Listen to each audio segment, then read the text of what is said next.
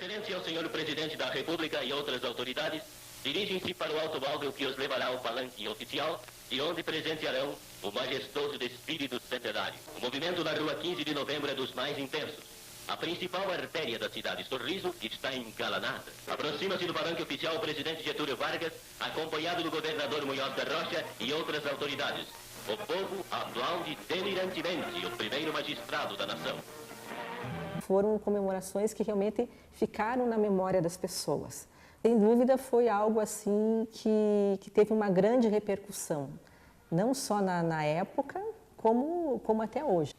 Um ponto de inflexão, né, entre o Paraná antigo e o Paraná novo que ele estava propondo, né, como imagem. Uma grande comemoração em homenagem ao Paraná, em homenagem aos 100 anos do Paraná.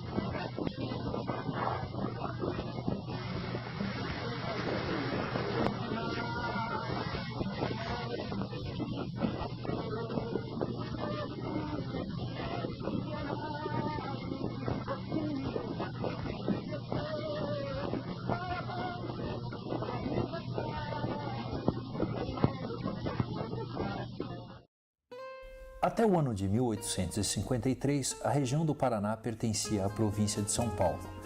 Era a sua quinta comarca.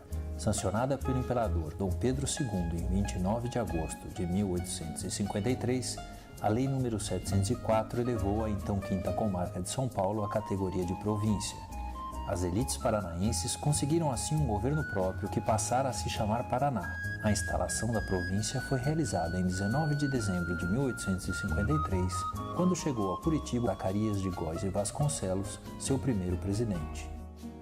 Este importante acontecimento era o resultado de esforços empreendidos pela conquista da emancipação política da comarca, que remontavam ao início do século XIX. O surto de prosperidade proporcionado pela economia do mate e a distância entre a comarca de Curitiba e o governo provincial em São Paulo foram alguns dos motivos que levaram os habitantes da quinta comarca a exigirem um governo próprio. O foco das comemorações era celebrar os 100 anos, né, da criação da província. Havia uma necessidade de separação, havia uma tentativa dos moradores da região, né, de querer se separar e uma necessidade de querer formar uma nova província, né, uma nova região, né. Havia agora os paranaenses, os moradores da província do Paraná. Na verdade, o Paraná deixou de ser São Paulo e urgentemente ele foi obrigado a construir uma tradição, né, elaborar uma série de imagens, né, e de conceitos, de categorias, né, que o marcassem como um elemento, uma situação, né, um locus diferenciado entre as províncias já existentes. Criou-se uma pauta, né, urgente, que era de como se colocar como força política e econômica, né, num cenário já ocupado pelos outros estados, pelas outras províncias. Então, a partir de 53, um movimento entre intelectuais e políticos, principalmente de origens luso-brasileiras, se ocupou de construir essa imagem diferenciada. No embalo, né, do movimento internacional, né, pela criação de identidades nacionais e regionais. A eleição de Curitiba como capital da província teve algumas, digamos, vários questionamentos, né? Paranaguá achava que ela deveria ser a cidade que era mais importante, que tinha mais representatividade dentro da então recente nova província, né? Curitiba acabou sendo eleita pela sua posição dentro da nova província e por outras questões, né? tarefa, né, se prolongou e se inscreveu numa série de movimentos que aconteciam simultaneamente em vários locais do país, né, a formação do gaúcho, a formação do paulista. A busca identitária paranaense perduraria nos anos que se seguiram à emancipação, e um dos seus pontos mais altos se deu no início do século XX, com o surgimento do movimento paranista, um movimento estético e cultural que tinha como finalidade forjar uma especificidade para o Paraná.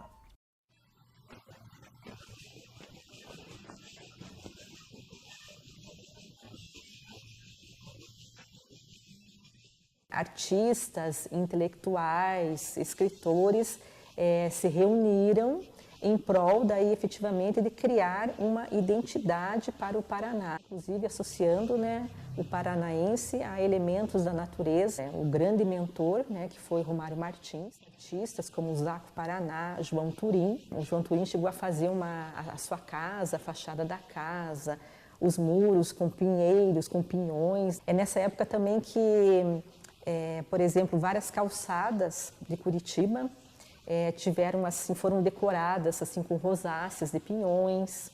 Se você for passear ali pela Praça das Ruínas, na João Cândido, até hoje você encontra também esses elementos de pinhões.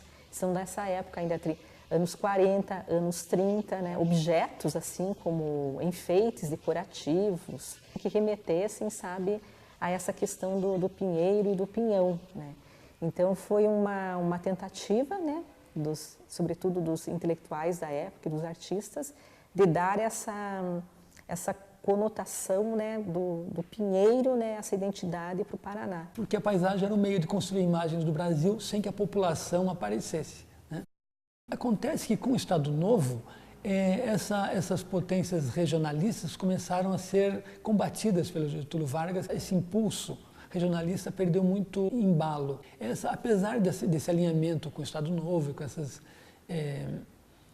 gestões centralistas, esse ímpeto e essa tendência a se manter, a se pensar como um elemento tradicional e original dentro da coletividade nacional se manteve. A redemocratização na década de 1940 deu aos discursos identitários regionais um novo fôlego. E no Paraná não havia momento melhor para que um sentimento de pertencimento fosse incutido em cada habitante da região do que o ano de 1953, durante as comemorações ao centenário de emancipação política do Paraná.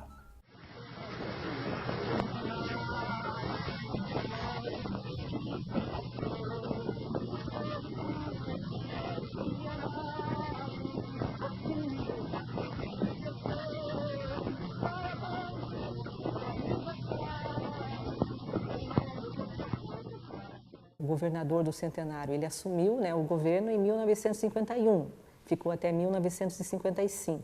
A grande figura, digamos assim, do centenário. O Bento, ele é parnanguara de origem, foi parnanguara de origem, nasceu em 1905.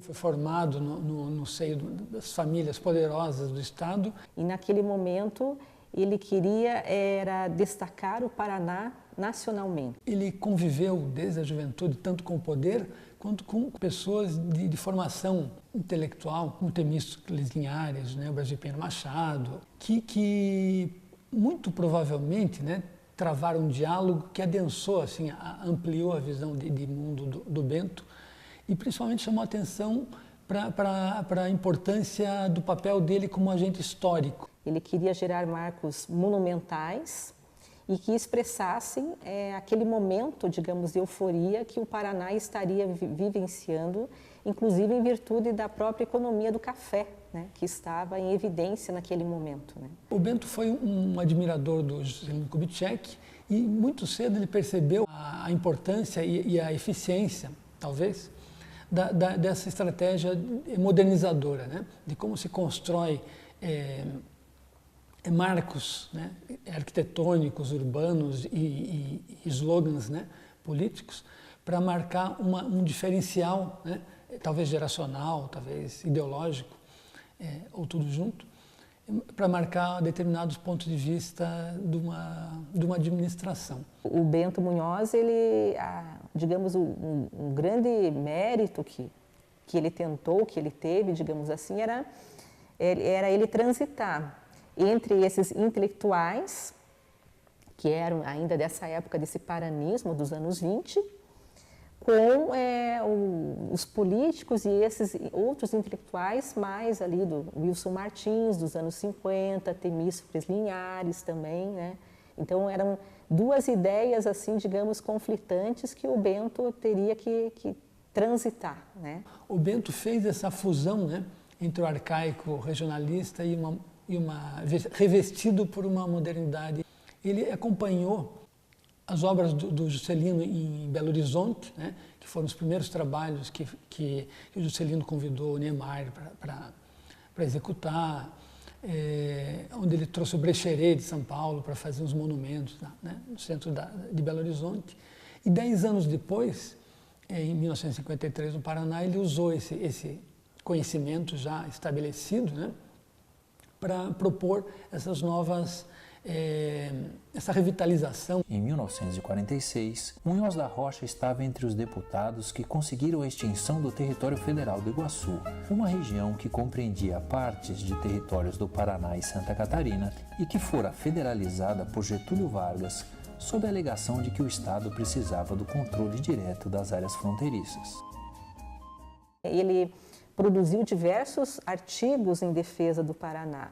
E ele também foi sócio fundador de diversas instituições que tinham como objetivo preservar a história do Paraná, como o próprio Círculo de Estudos Bandeirantes, que o Bento Munhoz foi sócio fundador.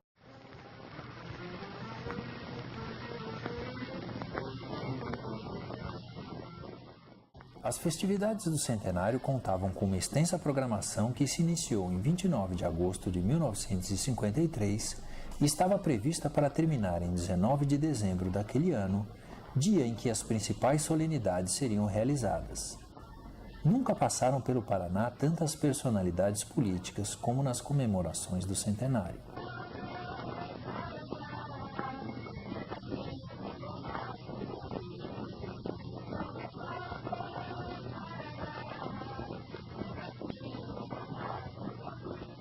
Então, desfiles na Rua 15, bailes pelas sociedades que aconteceram. Para organizar e realizar a programação, que contava com congressos nacionais e internacionais, seminários científicos, procissões religiosas, concertos, missa campal, feiras e exposições, o governo criou a Comissão de Comemorações do Centenário, uma entidade autárquica com personalidade jurídica e patrimônio próprio, presidida pelo então secretário da Agricultura, Newton Carneiro. Dentre as festividades de abertura das comemorações estava o desfile étnico, que teve a participação de estudantes e escoteiros vestindo trajes típicos das nações que, de acordo com o discurso do governo, haviam contribuído para a formação cultural e social do Paraná. As moças, caracterizadas segundo as suas etnias, oferecendo produtos, né, da colônia, né, as pessoas que estavam ali nas festividades. Os maiores eventos eram o Congresso Mundial e a Exposição Internacional do Café, ambos realizados nos gigantescos pavilhões montados no bairro do Tarumã. O artista Poti Lazarotto, auxiliar da comissão das comemorações do centenário, fez as pinturas murais para o pórtico do pavilhão de exposições da Exposição Internacional do Café, realizada em dezembro de 1953. O Congresso Mundial do Café, que ocorreu em janeiro de 1954, contou com a presença de delegações de 35 países importadores do produto. A Praça 19 de Dezembro, popularmente conhecida como a Praça do Homem Nu, existe desde 12 de julho de 1879, mas a inauguração dos seus monumentos só se deu a partir do dia 19 de dezembro de 1953, quando um obelisco de granito medindo 30 metros de altura foi instalado no Logradouro como parte das comemorações do centenário. Esta solenidade, que contou com a presença do então presidente Getúlio Vargas, abriu as festividades do dia em que o Paraná completava 100 anos. Estava prevista para a mesma data a instalação de outros 2 monumentos, um painel com 2 murais representando a história política e econômica do Estado e uma estátua de 8 metros de comprimento para representar o jovem e forte Paraná. O mural de azulejos foi projetado por Poti Lazarotto e narra a história política da Quinta Comarca até a sua emancipação em 1853. O mural de baixo relevo é de autoria dos artistas Erbo Stenzel e Humberto Coso e representa os ciclos econômicos paranaenses desde suas origens até a década de 1950. E esses marcos, né, criados pelo Bento Munhoz, né, eles têm, né, como prerrogativa a preservação da memória. O famigerado Homem Nu, também de autoria de Erbo Stenzel e Humberto Coso, provocou indignação nos setores conservadores da sociedade e foi alvo de ataques baseados em preconceito. Os traços da estátua causaram a ira do intelectual Davi Carneiro, que não refletia a imagem do paranaense, né, louro e belo. O Homem Nu sofreu críticas muito pesadas, tanto pela nudez mesmo, né, da figura, quanto pelos traços entendidos como não arianos, né, como não brancos, né, que já nesse momento, nos anos 50, era entendido como uma representação mais típica do homem paranaense. Provocou muita discussão, né? Explicam bem, eu acho que mostram bem essa ambiguidade, né, da situação paranaense no momento. Ao mesmo tempo que havia gestões, né, como a do Bento, que encomendavam, né, obras pelo menos com uma certa um verniz modernista, né, muito calcado no modernismo Art Deco ainda do começo do século XX e tudo. Ao mesmo tempo, a sociedade como um todo não estava muito preparada mesmo para esse tipo de modernismo que já estava completamente institucionalizado. A função dos monumentos é justamente seguindo o que o Nohra diz, eles são vestígios, né? Eles são rastros da memória, eles se tornam pontos de referência hoje em dia onde a história cada vez mais ela é acelerada, né? Eles servem para estruturar a nossa memória, né, no mundo de hoje. Então, eles foram usados como lugares de memória, ele soube se utilizar dessa prerrogativa. No caso do Bento, ele deixa bem claro, né, ele diz em alguns de seus discursos, criar marcos para a posteridade. Então, ele já cria esses marcos para o devir, pensando no futuro, né? A partir daí, a gente começa a entender, né, esse olhar do Bento. Porque ao mesmo tempo que ele mantinha valores, né, regionais herdados ou que se mantinham meio subterrâneos desde a emancipação política, né, no século XIX, ele incorporou esse movimento moderno, logo entendido agora como internacionalista ou não regionalista, né, e adapta essas soluções, tanto arquitetônicas quanto plásticas, para o cenário específico do Paraná.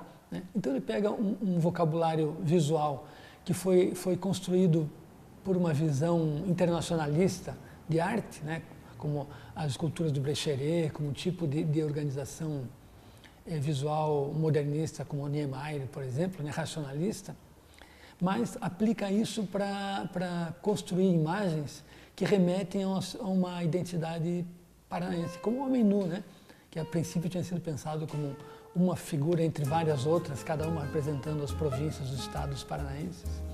E o jovem Paraná dando um passo à frente, conduzindo, né, os estados mais velhos em direção ao oeste, à conquista.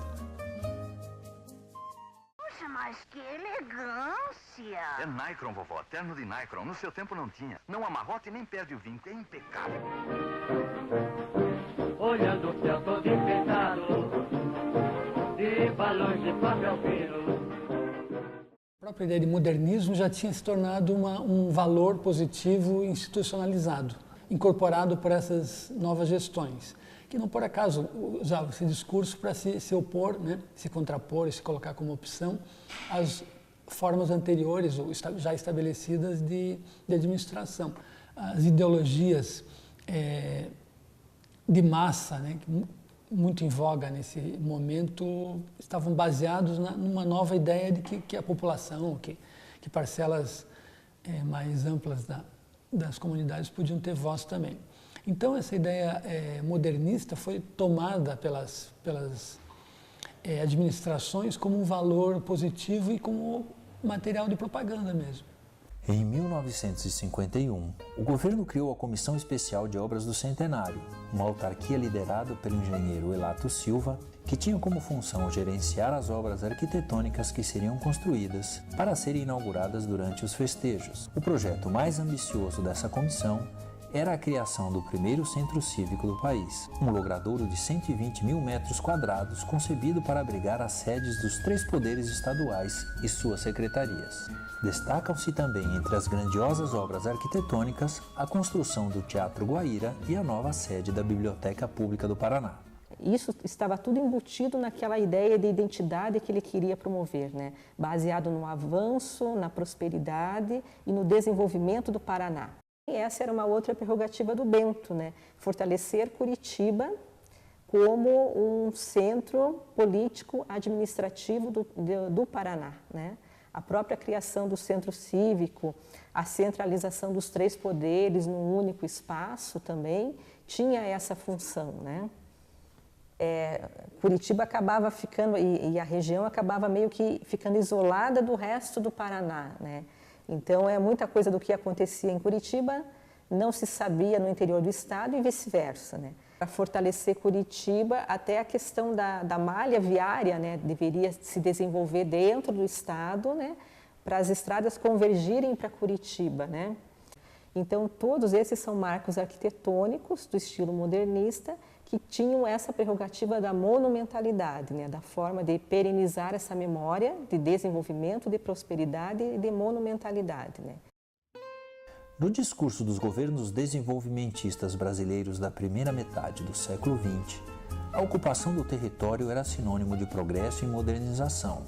Em um território tão vasto como o brasileiro, seria fundamental, segundo a retórica dos governos, levar a modernidade para todos os cantos do país. O café se destacava no norte do Paraná. Toda essa região do interior do Paraná, o oeste, o norte, o sudoeste, nessa época dos anos 50, ainda estava sendo povoado, né? Muitos migrantes que vinham em busca de trabalho, inclusive para trabalhar nas lavouras de café, vinham de São Paulo, de Minas Gerais, do Rio Grande do Sul. Então, era justamente muitos migrantes, né? Então, era um outro paranaense, diferente daquele paranaense que o Romário Martins e os artistas dos anos 20 e 30 pensavam, né? 65% dos municípios do Paraná foram criados entre os anos de 1950 e 1960. Na época, costumava-se dizer que uma cidade era fundada por mês em terras paranaenses. A população do estado também cresceu vertiginosamente, chegando a duplicar em 10 anos. A gente percebe que todo o discurso de colonizar o Brasil, colonizar o Paraná, né, esse avanço para o oeste, é incorporado no discurso de modernização do Estado, né, na época da transformação da economia, né, paranaense para uma economia cafeeira. E esse discurso de ocupação, de movimento para o oeste, né, heróico, documentado, né, em textos, em fotografias, e num discurso épico que remete à construção dos grandes westerns americanos, né. Foi o ápice da chamada Marcha para o Oeste, uma manobra para a ocupação do território iniciada pelo interventor Manuel Ribas em 1942 e que foi inspirada na Lei de Propriedade Rural, criada nos Estados Unidos da América em meados do século XIX pelo então presidente Abraham Lincoln.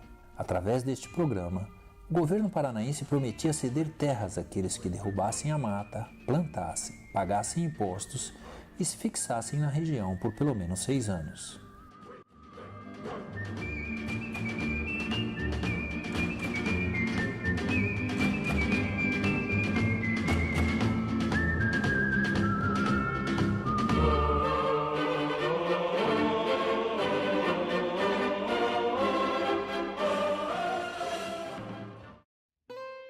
Com o fim da Segunda Guerra Mundial, refugiados de diversos países europeus afetados pela guerra chegaram ao Brasil, financiados por projetos de colonização promovidos pelo governo Getúlio Vargas.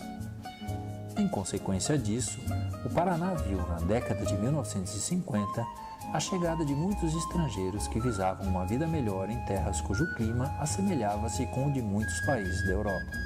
Munhoz da Rocha proclamava que o Paraná era a mancha loura do Brasil. Essa imigração foi muito estimulada pelas elites brasileiras no século XIX. Em 1829 já tem registro dos alemães. Como muitos desses imigrantes eram trabalhadores urbanos, com formação urbana, intelectual e técnica muito já desenvolvida, eles se colocaram como uma força de trabalho muito diferente, né, do que era esperado deles, e se colocaram como agentes, não apenas objetos, né, mas como sujeitos das suas relações. Eles ficam mais em torno de Curitiba, grande parte deles, né? E depois eles acabam vindo muitos para a região de Curitiba. Mas à medida que essa população começa a adquirir poder econômico, né, porque eles tinham conhecimentos técnicos e detinham um capital, né, tecnológico e intelectual muito diferenciado, eles se separaram muito rapidamente, né, da população não educada, né, já estabelecida aqui, e alcançaram uma posição social muito diferenciada. Vinham de uma região urbana, né? Então eles acabam vindo aqui para as cidades, né? E acabam exercendo diversas profissões, né? A situação de insubmissão, né, dos imigrantes ao papel de trabalhadores subalternos, né, criou antipatias enormes, e a gente vê na imprensa debates falando do perigo alemão. E de repente os brasileiros, que eram, né, se consideravam os guardiões da cultura local, né, acabam meio que vendo, se sentindo ameaçados, né, com esses imigrantes, né, europeus, né, que acabam abrindo lojas de comércio, padarias, né. Esses papéis sociais vão se transformando, né, pela própria dinâmica social e principalmente pelo esforço dos agentes, né, dos envolvidos. E como forma de manter a tradição, de se manter unidos, eles vão fundando as sociedades beneficentes, como a Garibaldi, isso no final do século XIX, né, Concórdia, né. Em pouco tempo, né, pelo poder adquirido, né, pelo dinheiro e pela alteração das forças políticas, que eles passassem de ameaça a um valor, né, daí a ser tomados como uma contribuição positiva. Mas só aconteceu porque eles conquistaram essa posição pelo trabalho, pela diferenciação intelectual mesmo. Inclusive o Bento, né, depois há uma nova dinâmica, né, da imigração, ele cria até as colônias, né, de Vitimarsum, Castrolanda, Entre Rios, né, nessa época, né, como uma forma de incentivar também, né, a vinda desses imigrantes, dessa formação desses núcleos, né, no interior do Paraná. O surto econômico do café havia impulsionado o governo Munhoz da Rocha a proclamar o discurso homogeneizador e ufanista sobre o Paraná moderno, na tentativa de construir uma memória coletiva, uma identidade social e a tão esperada unificação do Estado. Mas as geadas de julho de 1953, que em alguns municípios devastaram 80% das plantações de café, fizeram com que muitas das obras programadas para serem inauguradas durante as festividades fossem adiadas. O desastre econômico afetou o Estado justo no ano de comemorações ao centenário.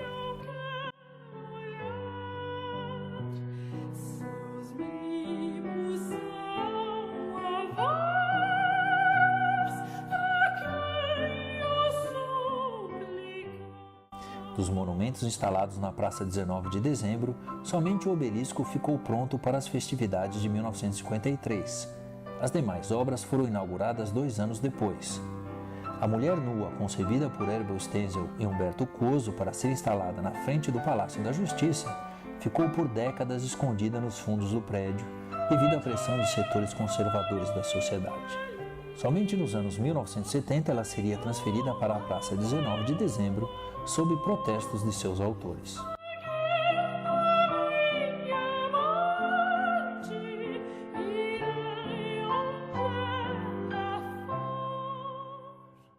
A escultura foi pensada como uma representação da justiça e o Humberto Coso tomou umas liberdades poéticas, né, de tirar a espada, a balança e a venda e representar a justiça como uma figura nua, quer dizer, como a justiça nua e crua, né? Não foi aceita pelos ocupantes do prédio e representantes da justiça do período, porque acharam isso, a imagem da mulher nua, uma coisa mais obscena do que simbólica. Ela ficou atrás do Palácio Iguaçu, até os anos 70, e nessa época é só que ela foi posta na praça, né? Até o Herbert Stenzel ficou muito desgostoso nessa época, porque, segundo ele, ela não compõe um conjunto escultórico, né? Apesar que é uma pessoa que passe pela praça e ache, né, que a mulher nua foi concebida para aquele espaço, ela não tem nada a ver, né? Ele diz que desde a questão das dimensões e da concepção, né? Com as medidas de austeridade tomadas após a crise econômica, as obras do Centro Cívico também foram adiadas. E para que fossem concluídas foi necessário abandonar o audacioso projeto original.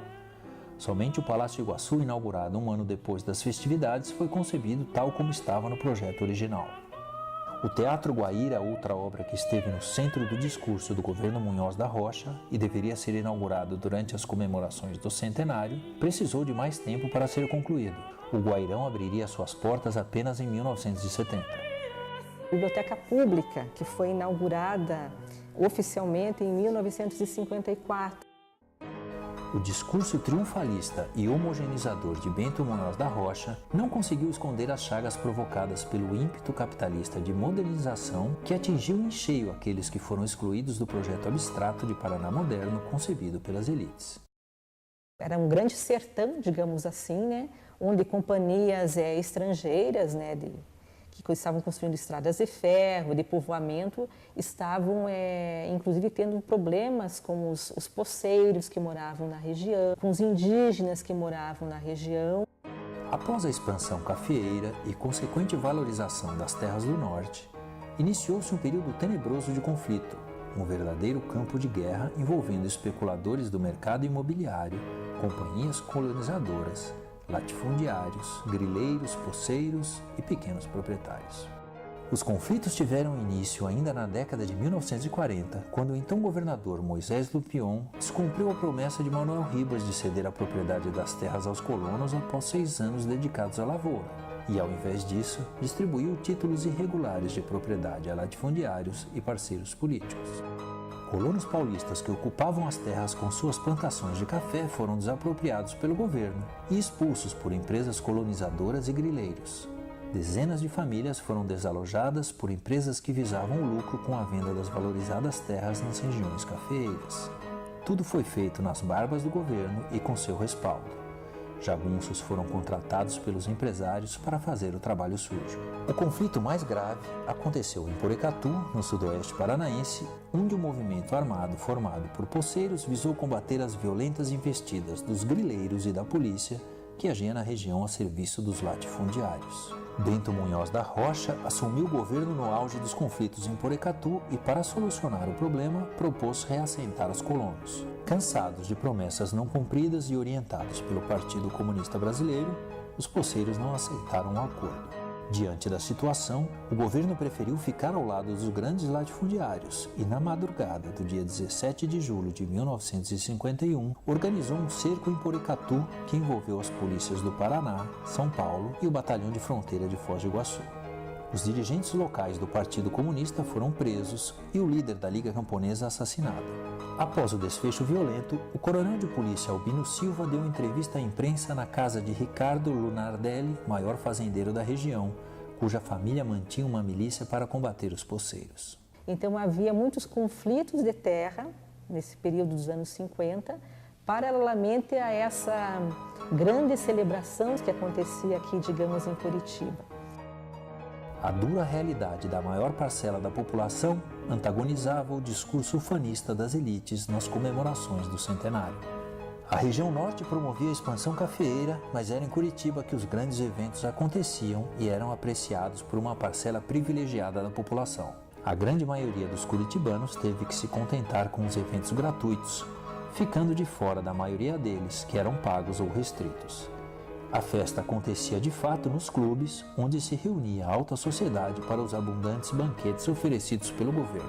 Basicamente, não somente, mas basicamente acabaram centralizando aqui na capital, aqui em Curitiba, né? A construção do Paraná moderno das elites ocultou o massacre de pequenos proprietários em prol do grande capital, o roubo de terras pertencentes a grupos indígenas e a exclusão de comunidades afrodescendentes indesejáveis na construção identitária paranaense.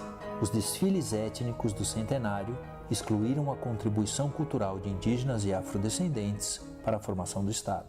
No Paraná, desde o começo, os africanos permaneceram escondidos, como se não existisse, e no Paraná só existisse ou português ou imigrante europeu. Os indígenas estavam no interior, sendo expulsos das suas terras, né? E de modo algum, né, você identifica nos desfiles, nas celebrações, né, e mesmo nos escritos, né, nenhum tipo assim de enaltecimento. Na verdade, estava sendo dizimado até os anos 50, né, como o caso dos Chetás. Apesar do discurso modernizador, né, dos paranaenses, na prática e nas suas relações sociais, eles se mantiveram presos a valores que vinham do império e da escravidão. Foi tratado, digamos assim, mais da questão então do branqueamento das raças. Os trabalhadores rurais, verdadeiros responsáveis pelo progresso econômico da região, também ficaram de fora das comemorações, sendo protagonistas apenas nos conflitos agrários.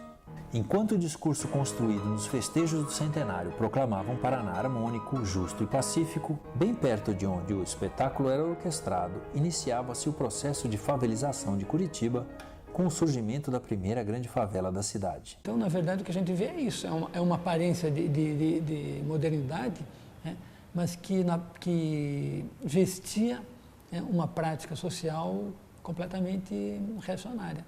Todo esse trabalho de constituição de uma identidade, né, do Paraná se coloca nesse caminho, né, de se construir e delimitar um campo de domínio, né. Falam lá da criação da província e para frente, né? Como se antes da criação da província nada existisse na região, né? Só a partir da criação da província que as pessoas passaram a existir, como se antes da criação da província não haveriam os indígenas, não haveriam pessoas morando aqui, né? Um certificado de autenticação de domínio, institucionalização de um poder que vinha, né, pela conquista, pela tomada das terras, pelo recebimento de terras como doação, passa a ser naturalizada como uma verdade ideológica, a ponto dessas famílias, né, dominantes se manterem no poder até os anos 70, os anos 80 praticamente. Mesmo assim, né, os cargos de executivos importantes são até hoje controlados por famílias tradicionais. Então, não é à toa, né, que esse discurso é construído, né? Não é por uma questão puramente simbólica ou artística. Né? Faz parte do movimento de manutenção de poder mesmo. O processo de seleção do que deve ser lembrado e a sua instrumentalização produzem também esquecimentos, amnésias de fatos incômodos e contraditórios à memória que se desejou construir. Os abusos da memória ocultam as vítimas da história. Eterna busca de uma identidade para o Paraná.